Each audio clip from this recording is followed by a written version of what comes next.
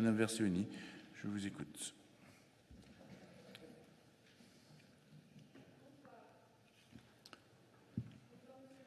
Bonsoir mes chers collègues.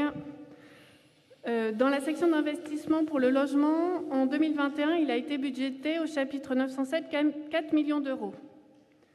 Quelles sont en cette fin d'année votre évaluation des dépenses sur ce chapitre? En 2020, vous aviez prévu de dépenser 3,4 millions d'euros dans le même chapitre. Le réalisé est de 556 000 euros. Cette année, comme je viens de vous le dire, votre prévision est de 4 millions d'euros. Les dépenses présentées à ce jour au conseil municipal, quand on fait la somme de toutes les dépenses, on arrive à 370 000 euros.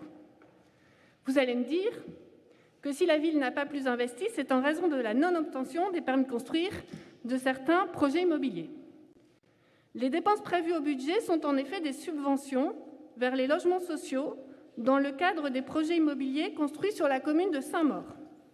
Cet argument signifierait que la ville de Saint-Maur construit sa politique de logement social uniquement au gré de ses projets privés par le biais de subventions pour surcharge foncière.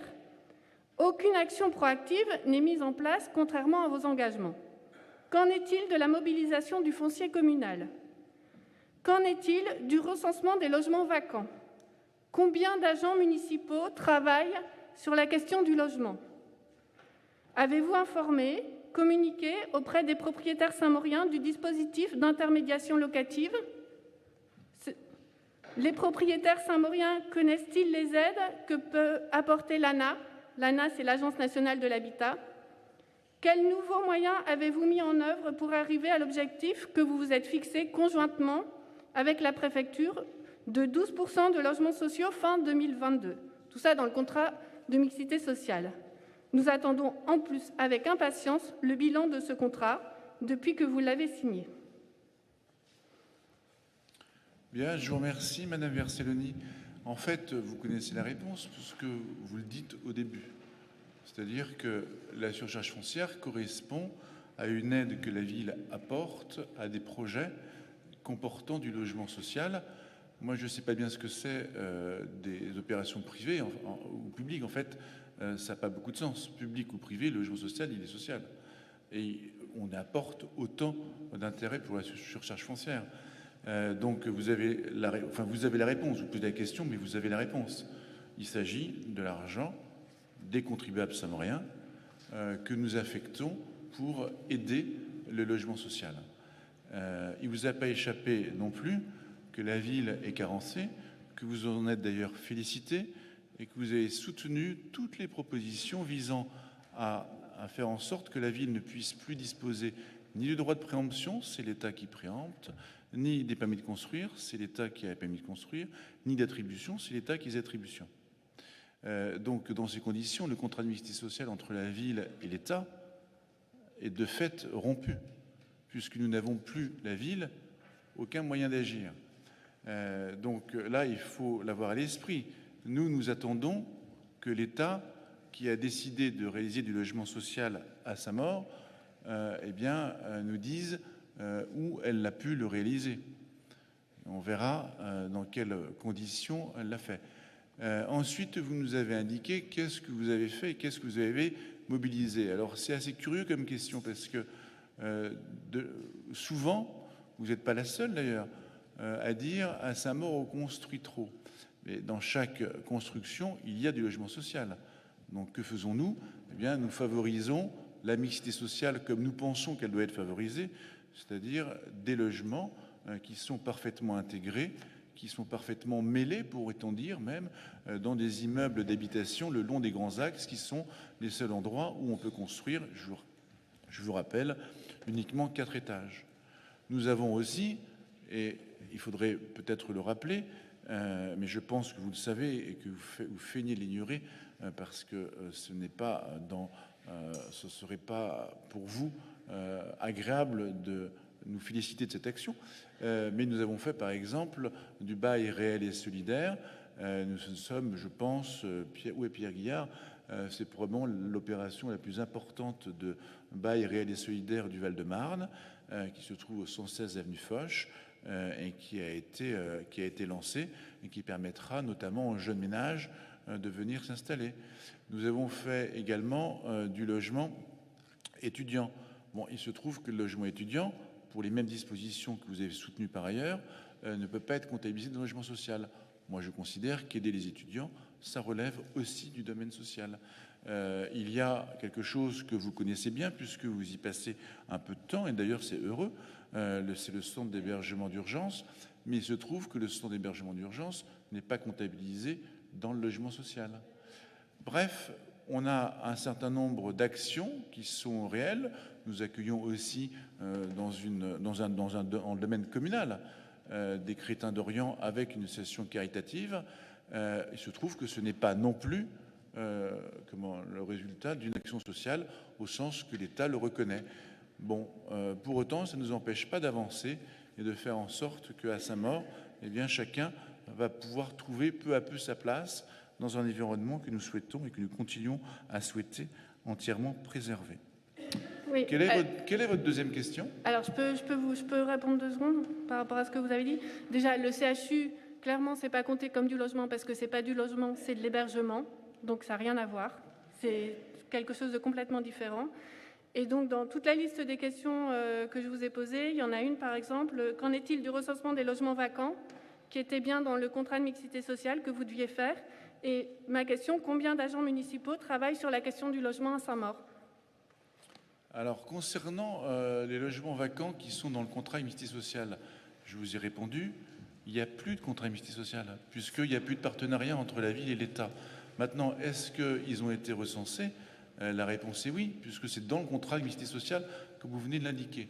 Quant à savoir combien de personnes travaillent au logement social à Saint-Maur, exactement, je ne saurais pas vous le dire, mais ça doit correspondre à au moins, je sais pas, une vingtaine de personnes. Bah, moi, c'est parce que j'ai vu j'ai regardé, du moins dans le document que vous nous avez fourni. Là, vous m'interrompez, c'est bien ça.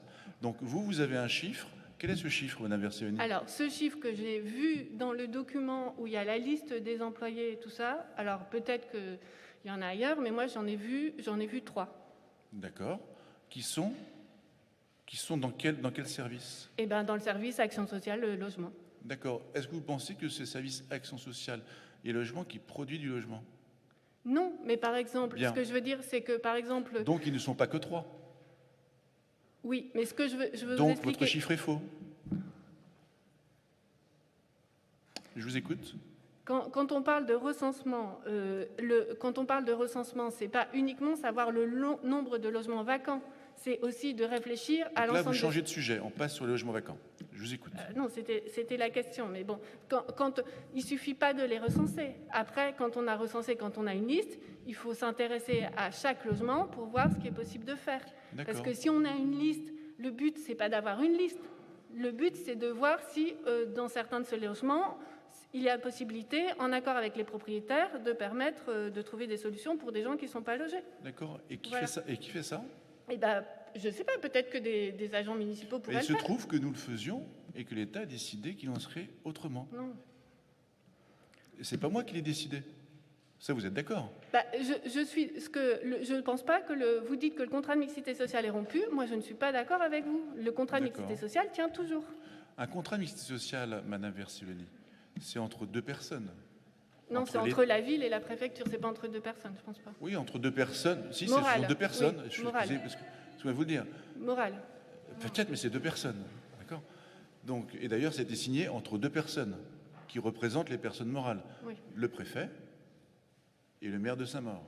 C'était signé là-bas dans la salle dite des mariages. Oui, vous nous aviez pas invités, mais ça c'est... Non. D'ailleurs, et vous savez pourquoi vous n'étiez pas invité? Non. Parce que vous n'étiez pas élu.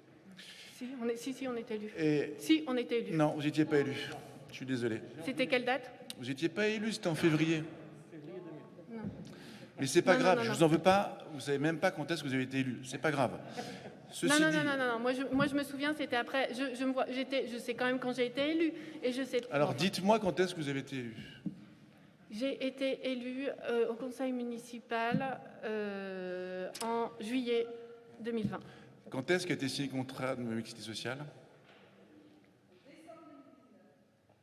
Alors officiellement, il y a une. Enfin, on va pas. J'ai pas la date exacte, mais Non, mais c'est important parce que... Ok. Non, ok. Madame Vercelloni, écoutez, ce conseil, il commence fort. Écoutez, pardonnez-moi, Madame Vercelloni, parce que après, on va dire que je suis méprisant à l'égard de l'opposition, que j'écoute pas, mais vous êtes un personnage public, Oui. un personnage public important. Une personne. Donc, quand vous avancez quelque chose, il faut que ça soit exact. Moi, si je vous disais, ah ben, le contrat mixité social a été conclu, je sais pas moi, en 2014, il y en a bien un ici qui me dirait, ah ben non, c'est pas vrai, monsieur le maire. Il y en a un peut-être. Moi, je vous dis les choses telles qu'elles sont, pas telles que vous souhaiteriez qu'elles soient. Donc, un contrat mixité social est signé entre deux personnes morales. Et le jour de la signature, comme les personnes morales, vous le savez, ne peuvent pas tenir un stylo, ce sont leurs représentants, le préfet et le maire, qui signent. Donc, deux personnes. Il se trouve que l'un des contractants a été mis à l'écart. C'est-à-dire qu'on lui dit, en fait, vous ne pourrez plus agir pour le logement social. Donc, il y a un des co-contractants qui ne peut pas agir. Et ce co-contractant, c'est la ville de Saint-Maur. L'État nous a dit, vous ne pourrez plus agir. C'est pas moi qui le fais. Voilà. C'est votre point de vue. Non, ce sont les faits. Ce sont les faits. Je vous écoute pour votre deuxième question. Qui a une deuxième question? Ah, je vous en prie. Allez-y.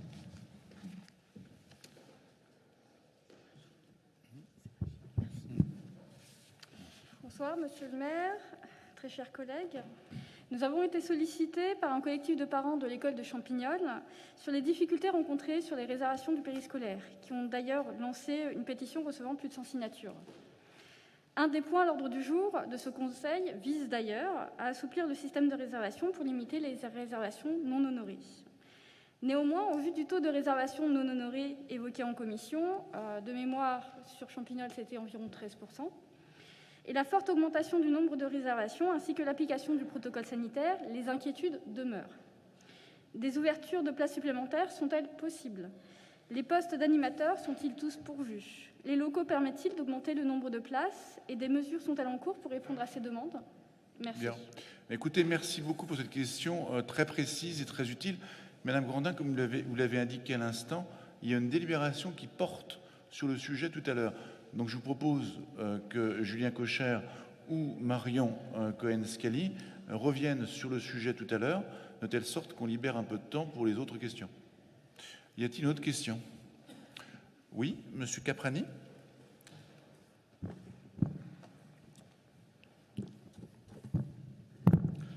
Bonsoir à tous.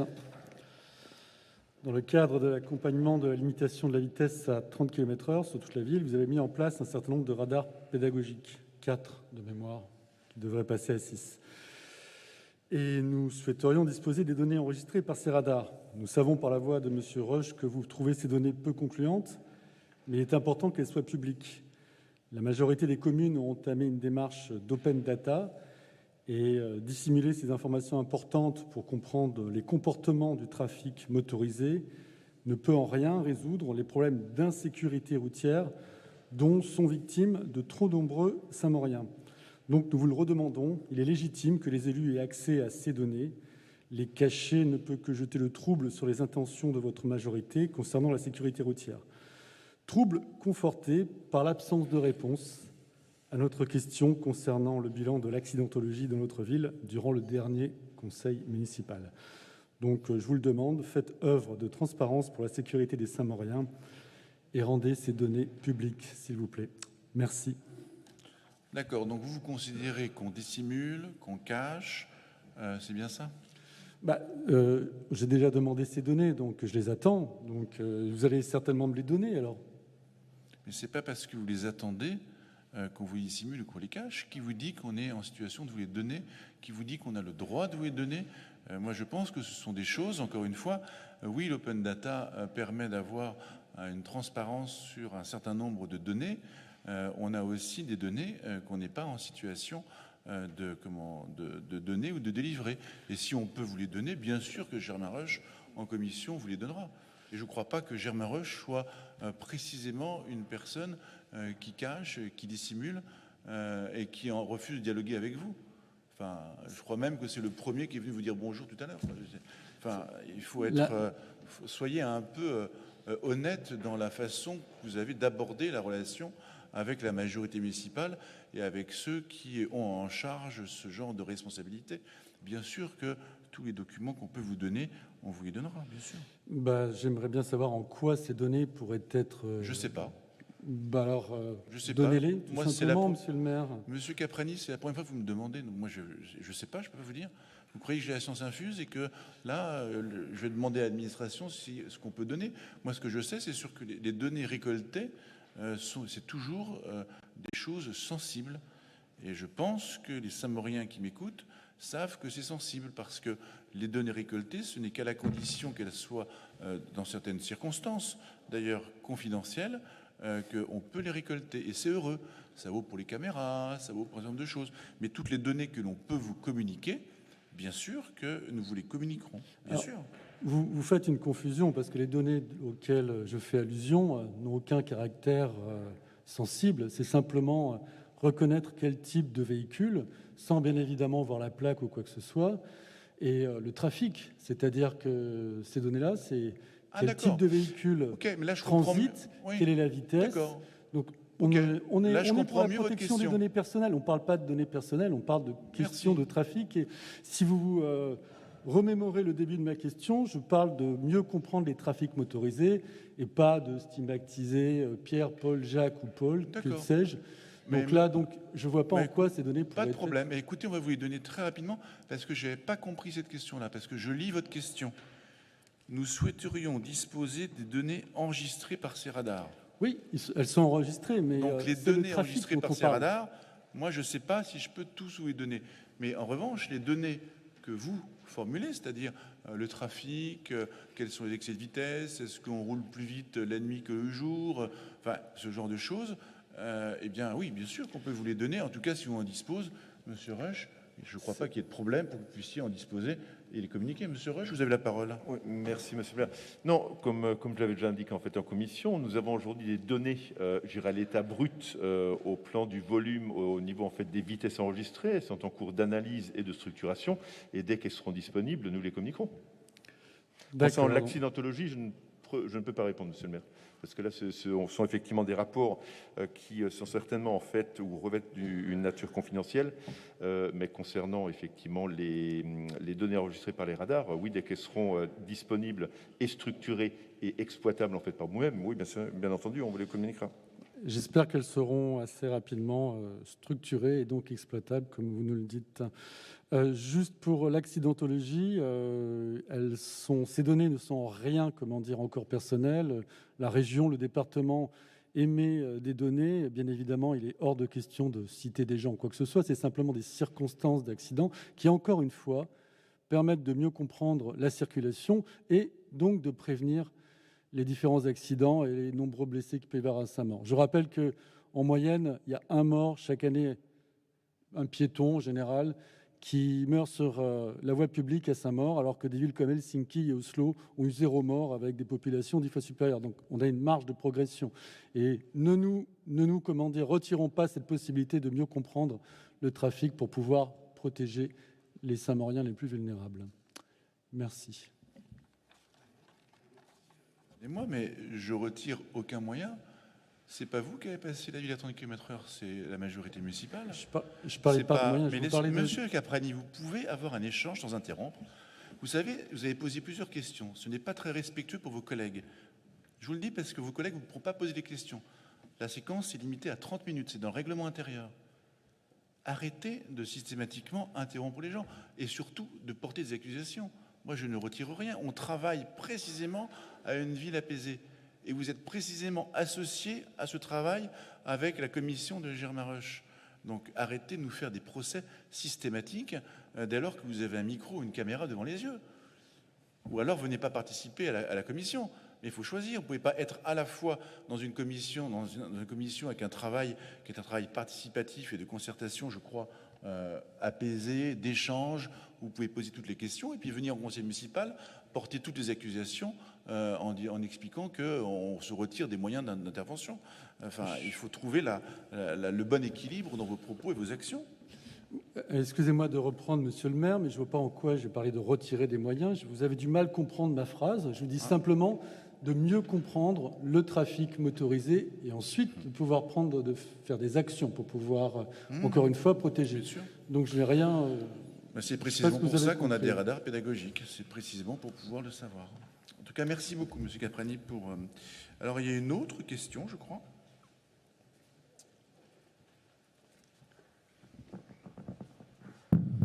Monsieur le maire, chers collègues, je vais essayer d'être plus rapide.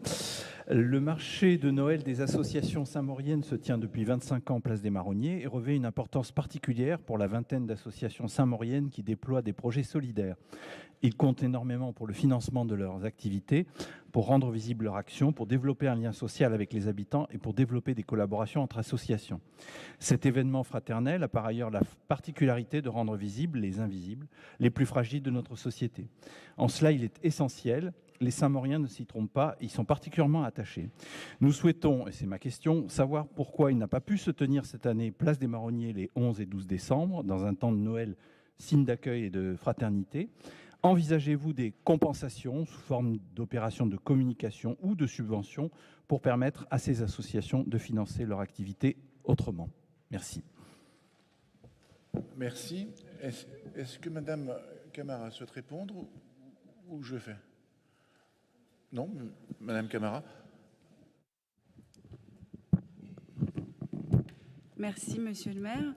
Le marché de Noël des associations n'a pas pu avoir lieu cette année, comme l'année dernière pour un contexte sanitaire que nous connaissons tous, et cette année parce que malheureusement les associations n'ont pas réussi à reprendre cette organisation et à fédérer autour d'elle pour pouvoir être accueillies aux places des Marronniers. J'ai reçu plusieurs fois.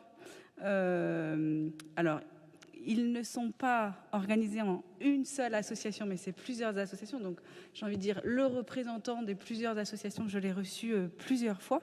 Nous avons essayé de trouver une solution. Malheureusement, ça n'a pas été possible. En revanche, ils sont en train de chercher une solution pour pouvoir...